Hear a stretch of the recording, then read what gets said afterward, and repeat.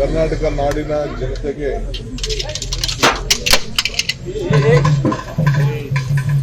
ಸಂಕ್ರಾಂತಿ ಹಬ್ಬದ ಶುಭಾಶಯಗಳು. ನಾನು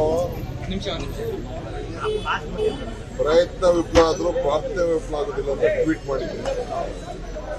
ನೀವೆಲ್ಲ ವಿವಿಧ ರೀತಿಯಲ್ಲಿ ವ್ಯಾಖ್ಯಾನ ಮಾಡಿದ್ದೀರಿ.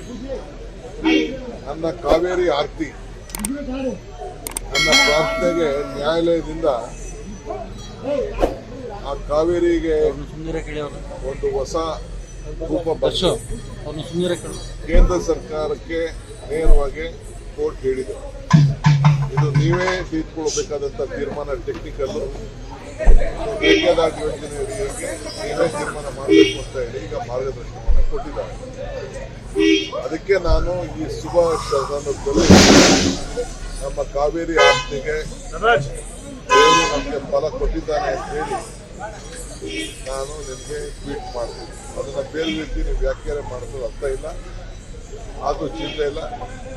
ಹಳ್ಳಿ ರೈತರ ಸುಗ್ಗಿ, ಅವರ ಬದುಕು ಯಾವಾಗಲೂ ಕೂಡ ತುಂಬ ಬದುಕಾಗಲಿ ಅಂತ ಹೇಳಿ ನಾನು ಪಕ್ಷದ ಪರವಾಗಿ ವೈದ್ಯಕೀಯ ಸರ್ಕಾರದ ಪರವಾಗಿ ತಮ್ಮ ಮುಖಾಂತರ ನಾನು ಶುಭ ಹಾರೈಸ್ತೀನಿ. ಮಲ್ಲಿಕಾರ್ಜುನ್ ಖರ್ಗೆಯನ್ನ ಭೇಟಿ ಮಾಡಿದ್ರಿ ಸರ್? ಮಲ್ಲಿಕಾರ್ಜುನ್ ಖರ್ಗೆಯನ್ನ ಭೇಟಿ ಮಾಡಿದ್ರು. ನಾನು ಅವ್ರು ಬಂದಾಗೆಲ್ಲ ಪ್ರತಿ ಸದ್ಯಕ್ಕೂ ಭೇಟಿ ಮಾಡಬೇಕಾದ್ರೆ ನನ್ನ ಡ್ಯೂಟಿ, ಅವ್ರನ್ನ ರಿಸೀವ್ ಮಾಡಬೇಕಾದ ಡ್ಯೂಟಿ, ಎಲ್ಲ ಪ್ರೋಟೋಕಾಲ್ ಇದೆ. ಅದು ನಮ್ಮ ಡ್ಯೂಟಿ ನಾವು ಮಾಡಲೇಬೇಕು.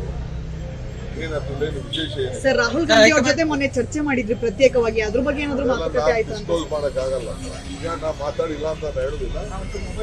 ನಮ್ಗೆ ಬಿಟ್ಟಿದ್ದು ಅವ್ರು ಬಿಟ್ಟಿದ್ದು. ರಾಹುಲ್ ಗಾಂಧಿ ಅವರು ಸರ್ ನಾಳೆ ಹೋಗ್ತಾ ಇದ್ದೀನಿ.